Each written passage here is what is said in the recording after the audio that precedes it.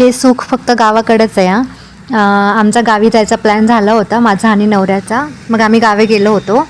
आता तिकडे गेल्याच्यानंतर तुम्हाला माहिती आहे, भलेही आपण इकडे सिटीमध्ये गॅसवर स्वयंपाक करत असू किंवा काही पण असेल, कारण इकडे काही चूल वगैरे पेटवता येत नाही. सगळे घर वगैरे काळे होतात म्हणून म्हणून मग काही चुलीचा संबंध येत नाही इकडे तेवढासा. मग गावी कसं आपलं निवांत चुलीवरती जेवण बनवण्याची मज्जाच वेगळी असते.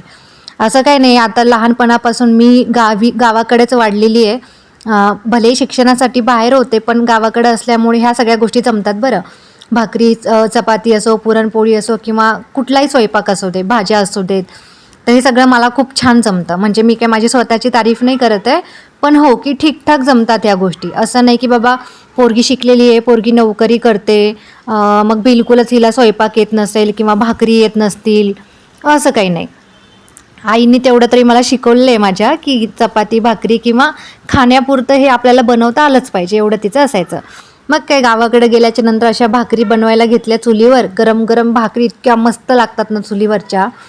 मग मी इकडे भाकरी बनवत होते आणि मग माझा नवरा इकडे व्हिडिओ काढत होता. म्हणे आता तू इकडे गावाकडे आल्याच्या नंतर बनवतीच आहे भाकरी, तर मग एक आठवण म्हणून तुझा व्हिडिओ काढू म्हणे.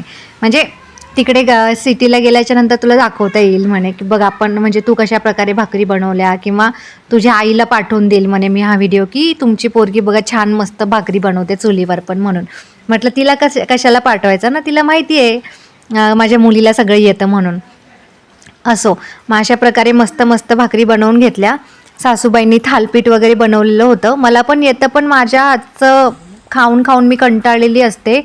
म्हणून मग 1-2 दिवस वाटतं की सासूबाईंनी बनवलं पाहिजे, म्हणजे काहीच गोष्टी. तसं मी त्यांना मदत करू लागते सगळ्या गोष्टीमध्ये.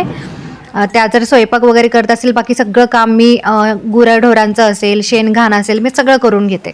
मग त्या थोडंसं मला इकडे मदत करू लागतात. मग त्यांनी थालपीठ बनवून दिलेलं होतं. मग मी इकडं मस्तपैकी भाकरी बनवल्या. ते एक मजा वेगळी असते चुलीवर भाकरी बनवणं, आणि मग त्या गरम गरम आरावरती शेकणं. आणि ती भाकरी जेव्हा फुगते ना आरावरती, इतकी छान भाकरी लागते ना, म्हणजे ती चवच नाही येणार कुठे. आपण गॅसवर बनवतो त्याला पण एवढी चव नसते जेवढी चुलीवरच्या जेवणाला चव असते. मग अशा मी मस्त गरम गरम गोल गोल भाकरी बनवून घेतल्या. त्यानंतर मग आता म्हटलं काय करायचं, मग बाकीचं पण काम भरपूर पडलेलं होतं. आणि 1-2 नाही, आता गावाकडे असल्यामुळे थोड्या जास्त भाकरी बनवाव्या लागतात. 5-6 माणसांचा स्वयंपाक असतो तर मग करावं लागतं. पण ठीक आहे, हे थोडी आपण रोज रोज